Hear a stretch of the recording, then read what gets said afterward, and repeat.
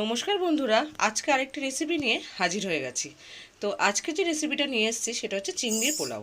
তা আজকে চিংড়ি মাছগুলোকে নুন হলুদ দিয়ে ম্যারিনেশন করার ছিল, সেটাকে হালতো করে একটু ভেজে তুলে নিয়েছি। আর তাতে আরেকটু বেশি করে তেল দিয়ে এর মধ্যে হচ্ছে গরম মশলা, মানে গোটা গরম মশলা, এলাচ, দারচিনি, লবঙ্গ, আর হচ্ছে জায়ফল না সরি জয়িত্রী, আর হচ্ছে কালো মরিচ, সাদা মরিচ, আর হচ্ছে সাজিরে, এগুলো হচ্ছে ফোড়নে দেবো এই তেলের মধ্যেই। এই জাস্ট একটুখানি হচ্ছে হাম্বল ডিশ সাথে একটু ক্রাশ করে নিয়েছি, নিয়ে এই তেলের মধ্যে দিয়ে দিচ্ছি। জাস্ট এটার থেকে একটু গন্ধ ছাড়বে। আর এখানে পেঁয়াজ আর টমেটো এরকম কুচি করে কাটা রয়েছে, এটাই ওই তেলের মধ্যে এবার দেওয়া হবে। আজকে আমি করছি বাসমতি মাছ না দেরাদুন রাইস, ও দেরাদুন রাইসের পোলাও। তা দেরাদুন রাইসটা তার জন্য মানে বেশ আধ ঘন্টা মতন ভিজিয়ে নেওয়া রয়েছে। এতে আমার হচ্ছে 1 কিলো মতো চাল আছে, আর ওতে 500 গ্রাম মতো চিংড়ি মাছ রয়েছে, 500 থেকে 600 সামথিং। আর এটা হচ্ছে আধ ঘন্টা ভিজিয়ে রাখা রয়েছে, জাস্ট একটু মানে ভালো করে ধুয়ে ভিজিয়ে রাখা রয়েছে। এবার এর মধ্যে হচ্ছে পেঁয়াজগুলো দিয়ে দিচ্ছে, পেঁয়াজ টমেটো একসঙ্গেই দিয়ে দিচ্ছে তেলের মধ্যে। এর মধ্যে এবার দেওয়া হলো আদা রসুন বাটা। তাই তোমার আর কিছু দিয়েছো? একটু লবণ দিয়েছো? না, লবণ দেয়নি। আচ্ছা, লবণ টবণ এখন দেওয়া হয়নি। আর দেবে একটু কাঁচা লঙ্কা, মানে 2 চির করেই দেবে কাঁচা লঙ্কাটা। মা এর মধ্যে ওই আদা রসুন বাটার পরে কি দিয়েছো? কাঁচা লঙ্কা চেরা। ও কাঁচা লঙ্কা চেরা দিয়েছে, মানে চিড়ে দিয়েছে। আর হচ্ছে এমনি লঙ্কার গুঁড়ো দিচ্ছে, কাঁচা লঙ্কাটা অতটা ঝাল না, ওই জন্য একটু লঙ্কার গুঁড়ো দিয়েছে, মানে লাল লঙ্কার গুঁড়ো। আর হচ্ছে আর কি দিয়েছো মা? লবণ। লবণ দিয়েছে মানে পরিমাণ মতো। আর হচ্ছে হলুদ দিয়েছে, আর এখনও কিছু দেওয়া হয়নি। এবার এটা দেখে মানে তেল ছেড়েছে যেই, তার মধ্যে হচ্ছে কেওড়া জল আর গোলাপ জল দেওয়া হলো। কেওড়া জল হচ্ছে মানে 1 চামচ, আর হচ্ছে গোলাপ জল হচ্ছে 2 থেকে 3 চামচ দেওয়া হয়েছে। দিয়ে এতে আর জল দেওয়া হয়নি, যেটুকানি ওই কেওড়া জল আর গোলাপ জল থেকে বেরিয়েছে। আর ওই মিক্সি বাটি ধোয়া, মানে রসুন আর আদাটা পেস্ট করা ছিল, সেটাই হচ্ছে একটু ধোয়া জল। এবার একটু তেল ছাড়লেই, মানে আরেকটুখানি তেল ছাড়বে, আরেকটু কষা হবে, তার পরবর্তী পর্যায়ে আসছি। এই যে তেল ছেড়েছে, এই এবার আমি এর মধ্যে ওই 3 চামচ মতো টক দই দিয়ে দিলাম, মানে ফ্যাটানো টক দই।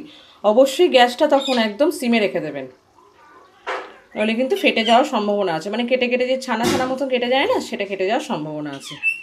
এবার এটা দিয়ে আমি নাড়বো।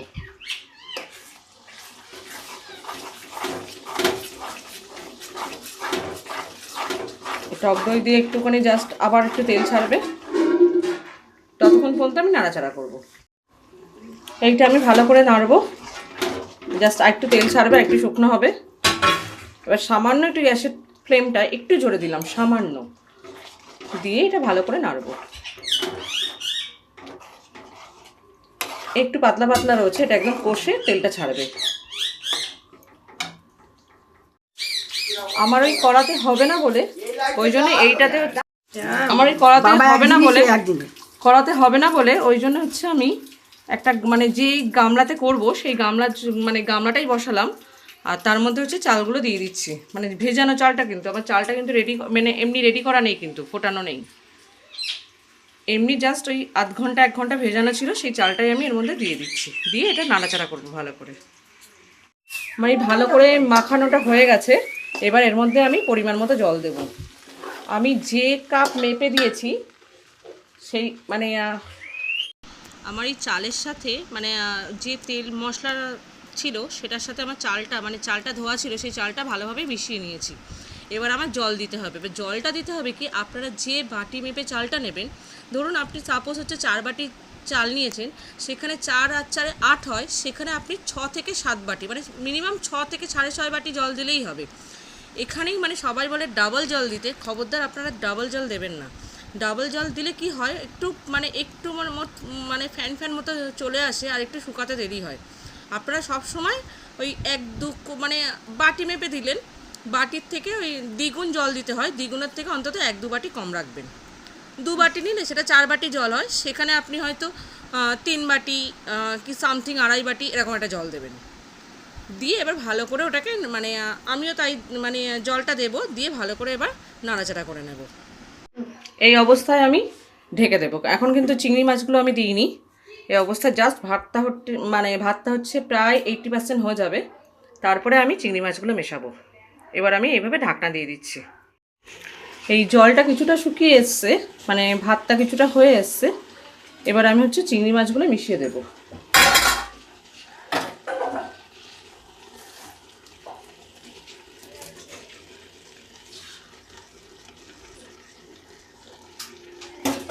দিয়ে এটা আরেকবার ভালো করে নাড়াচাড়া করে দেবো।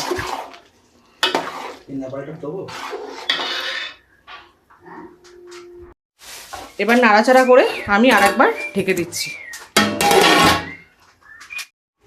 এই জলগুলো প্রায় শুকিয়েও গেছে। আমি এই অবস্থায় একটু গরম মশলার গুঁড়ো ছড়িয়ে দেবো, দিয়ে একটু নেড়ে চেড়ে দেবো।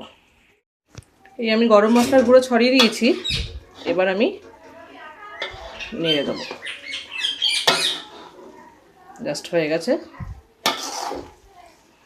এমনভাবে নেড়ে দেবো। নেড়ে দিয়ে আরেকবার ঢাকা চাপা দিয়ে দেবো। এই যে আমি 10 মিনিট পরে ঢাকা খুলেছি, মানে একদম নিবন্ধ আছে দেওয়া ছিল, তারপরে বন্ধ করে মানে আঁচ বন্ধ করে দেওয়া ছিল, একদম শুকিয়ে গেছে। এই যে এরকম একদম ঝরাঝরা হয়ে গেছে।